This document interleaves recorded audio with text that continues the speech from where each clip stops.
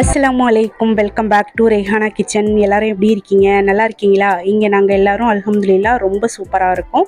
இன்னைக்கு வந்து ஒரு vlog வீடியோ தான். அதுவும் ரொம்ப சின்ன குட்டியான vlog வீடியோ தான். வீடியோவை ஸ்கிப் பண்ணாம பார்த்துட்டு பிடிச்சிருந்தா லைக் பண்ணி கமெண்ட் பண்ணி ஷேர் பண்ணுங்க. சப்ஸ்கிரைப் பண்ணாத ஃப்ரெண்ட்ஸ்லாம் சப்ஸ்கிரைப் பண்ணிக்கோங்க. இப்போ வீடியோ ஸ்டார்ட் பண்ணிடலாம். இப்போ நான் ஒரு ஃபங்க்ஷனுக்கு ரெடியாக போகிறேன். அதுக்காக தான் இந்த 3 ஹிஜாபும் வாங்கிட்டு வந்திருந்தேன். எப்படி இருக்குன்னு சொல்லுங்கள். ரொம்ப சூப்பராக இருக்குன்னு சொல்ல முடியாது, அதுக்காக ரொம்ப சுமாராகவும் இல்லை அப்படின்னு நினைக்கிறேன். எப்படி இருக்குன்னு கமெண்ட்டில் சொல்லுங்கள். என் மாமாவோட மகனார் புதுசாக வீடு கட்டி இன்றைக்கி எல்லாருக்குமே சாப்பாடு கொடுக்குறா. அதுக்காக தான் நாங்கள் போகிறோம்.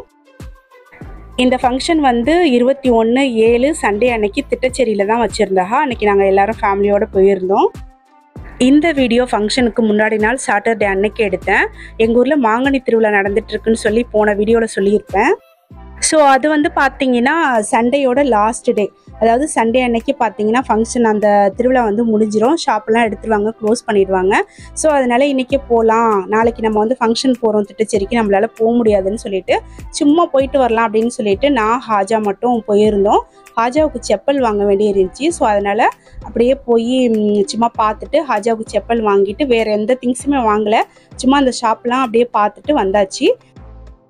வரும்போது எங்கள் எல்லாருக்கும் அங்கே ஒரு ஷாப்பில் நைட்டு டின்னருக்கு பரோட்டா வாங்கிட்டு வந்தாச்சு. ஒரு பரோட்டா பார்த்தீங்கன்னா 13 ரூபான்னு சொன்னாங்க. ஸோ எல்லாருக்கும் சேர்த்து வாங்கியாச்சு. எப்போவுமே பசியார கடையில் வாங்கி சாப்பிட மாட்டேன், எதுவாக இருந்தாலும் வீட்டில் தான் செய்வேன். அன்றைக்கி நிறைய வேலை இருந்துச்சு, அதனால் நான் வந்து டின்னர் செய்யலை, கடையில் வாங்கிக்கலான்னு சொல்லிட்டு வாங்கியாச்சு. அதுவும் இல்லாமல் ரொம்ப நாளாச்சு கடையில் எல்லாம் பரோட்டா வாங்கி சாப்பிட்டு.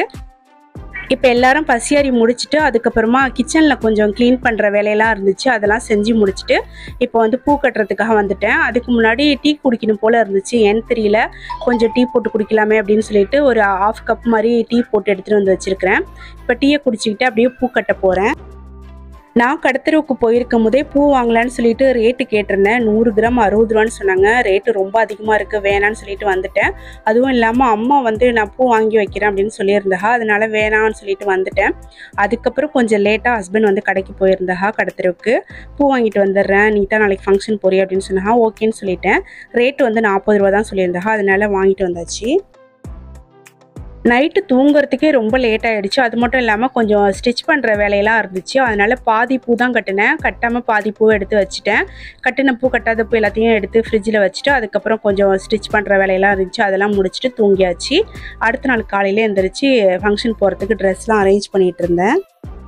அடுத்து நான் சொல்ல மறந்துட்டேன் பாருங்கள், பூ கட்டுறதுக்கு முன்னாடியே நம்ம ரெய்ஹானாவுக்கு 2 கையிலையும் மெஹந்தி போட்டுட்டேன். அதுக்கப்புறம் பூவெல்லாம் கட்டி முடிச்சுட்டு நான் தூங்க போகிறதுக்கு முன்னாடி நானும் மெஹந்தி போட்டுக்கிட்டேன். இப்போ எனக்கும் ரெய்ஹானாவுக்கும் தேவையான எல்லா திங்ஸையும் எடுத்து வச்சாச்சு. அடுத்ததாக குளிச்சுட்டு ரெடியாக வேண்டியதுதான். இன்றைக்கி காலையில் கொஞ்சம் சீக்கிரமாகவே எந்திரிச்சாச்சு. அதுவும் இல்லாமல் ரியாஸ் வந்து வீட்டில் தான் இருக்கார், அவருக்கு லீவு தான், ஆனால் ஒர்க்கு வந்து வீட்லேயே இருக்குது, அதனால் அவர் ஃபங்க்ஷனுக்கு வரல. அவருக்கு மட்டும் சமைச்சு வச்சுட்டு அதுக்கப்புறம் தான் நான் வந்து ரெடி ஆகணும். ரியாஸ்க்கு சமையல் செஞ்சுக்கிட்டே நடுவில் எங்களுக்கு தேவையான திங்ஸ்லாம் எடுத்து அரேஞ்ச் பண்ணிகிட்டு இருந்தேன். ரெய்ஹானாவுக்கு இந்த ட்ரெஸ் தான் போட்டு விட போகிறேன். அதுக்கு மேட்சிங்காக பேங்கிளும் இயரிங்கும் வாங்கியிருந்தேன். இது கூட பார்த்தீங்கன்னா ஒரு 2 டேஸ்க்கு முன்னாடி தான், அதாவது ஃபங்க்ஷன் வருதுன்னு சொல்லிட்டு ஒரு 2 டேஸ்க்கு முன்னாடி தான் போய் வாங்கிட்டு வந்திருந்தேன்.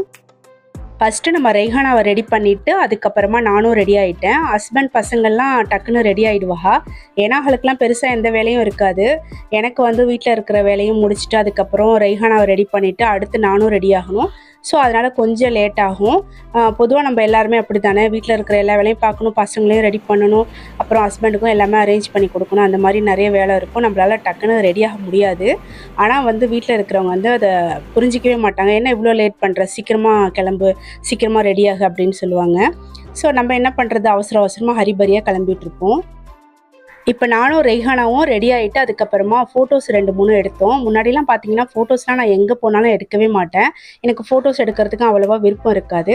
பட் இப்போலாம் என்னென்னு தெரியல, ஃபோட்டோஸ் எடுக்கலாம் அப்படின்னு தோணுச்சு, அதனால் நானும் ரெய்ஹானாவும் எடுத்துக்கிட்டோம்.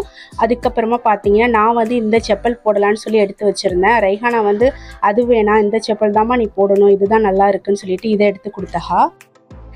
இந்த ஊரில் தான் எங்கள் நானாவோட ஃபேமிலியும் இருக்கிறஹா. ஸோ அகலமே எங்கள் கூட தான் சேர்ந்து வந்தஹா. நானாவோட ஒய்ஃபும் பையனும் எங்கள் கூட தான் வந்தஹா.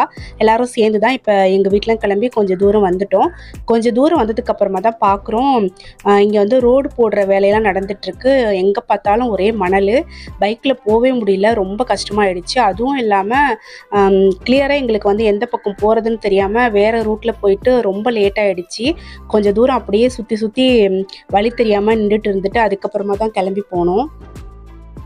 நம்ம அடிக்கடி இந்த ரூட்டில் போயிட்டு வந்துட்டு இருந்தோம்டாக்கா கரெக்டாக கிளியராக புரியும். நம்ம அடிக்கடி போகிறதில்ல, அதாவது மெயின் ரோடு வழியாக நாங்கள் போகல, ஏன்னா ரொம்ப டிராஃபிக்காக இருக்கும்னு சொல்லிட்டு ஷார்ட் ரூட் வழியாக போகலான்னு சொல்லிட்டு ஒரு வழியில் வந்தோம். அதனால எங்களுக்கு சேஞ்ச் ஆகிடுச்சு, அந்த ரூட் வந்து கொஞ்சம் சேஞ்ச் ஆகிடுச்சா, அதனாலவே லேட் ஆகிடுச்சு. அப்புறம் ஒரு வழியாக அங்கங்கே சுற்றிட்டு கரெக்டாக வந்தாச்சு.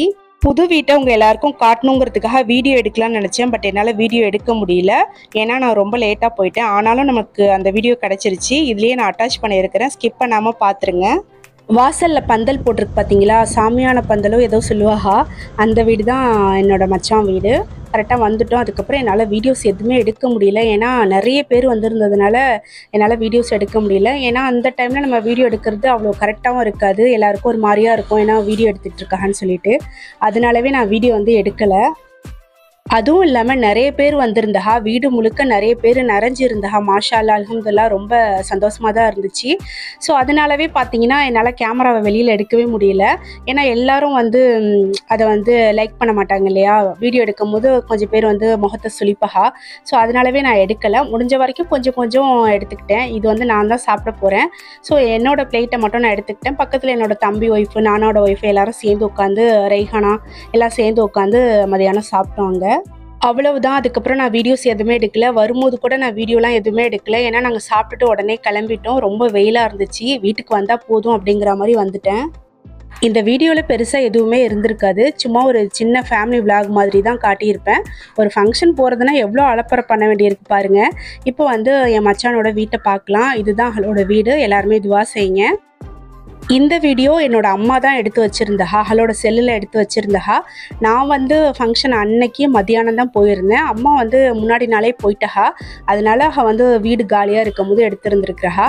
அவளோட செல்லில் இருந்துச்சு, எனக்கு அனுப்பி விட்டுருந்தா, வீடு பாரு அப்படின்னு சொல்லிட்டு. அதாவது நான் ஃபங்க்ஷனுக்கு போகிறதுக்கு முன்னாடி வீடை பாருன்னு சொல்லி அனுப்பியிருந்தா. அதை தான் நான் வந்து இந்த வீடியோவில் சேர்த்துருக்கிறேன். இது வந்து வாட்ஸ்அப்பில் அனுப்பின வீடியோ, அந்தளவுக்கு கிளியராக இருக்காது. அதுவும் இல்லாமல் அம்மாவுக்கு கரெக்டாக நம்மள மாதிரி வீடியோவும் எடுக்க தெரியாது இல்லையா, அதனால் முடிஞ்ச அளவுக்கு தெரிஞ்ச அளவுக்கு வீடியோஸ் எடுத்துருக்கிறா. அதை தான் நான் இதில் அட்டாச் பண்ணியிருக்கிறேன். அடுத்து ஒரு முக்கியமான விஷயம் உங்கள் எல்லார்ட்டையும் சொல்லணும் அப்படின்னு நினச்சிட்டு இருந்தேன். நம்மளோட கம்யூனிட்டி டேப்பில் நான் ஒரு போஸ்ட் போட்டிருந்தேன், மச்சான் வீடு புதுமனை புகுவிழாக்கு போகிறேன் அப்படின்னு சொல்லிட்டு. அதில் டேட்டுமே நான் போட்டிருந்தேன். அந்த போஸ்ட்டை பார்த்துட்டு 2 சிஸ்டர் வந்து கன்ஃபியூஸ் ஆகிட்டான்னு நினைக்கிறேன். ஏன்னு பார்த்தீங்கன்னா 21/7 சண்டே அன்னைக்கு தான் எங்கள் மச்சான் வீடு குடி போனது. அதுக்கு போனப்போ எடுத்த ஃபோட்டோ தான் நான் ஷேர் பண்ணியிருந்தேன். பட் அடுத்த சண்டே வந்து என்னோடய வீட்டுக்கும் ஆப்போசிட்டில் ஒரு புது வீடு கட்டி ஃபங்க்ஷன் வச்சுருந்தா, அங்கேயும் நான் போயிருந்தேன். ஸோ அந்த ஃபங்க்ஷனில் தான் என்னோடய சப்ஸ்கிரைபரை நான் மீட் பண்ணியிருந்தேன். என் கூட ஃபோட்டோஸ்லாம் எடுத்துகிட்டு போயிருந்தா.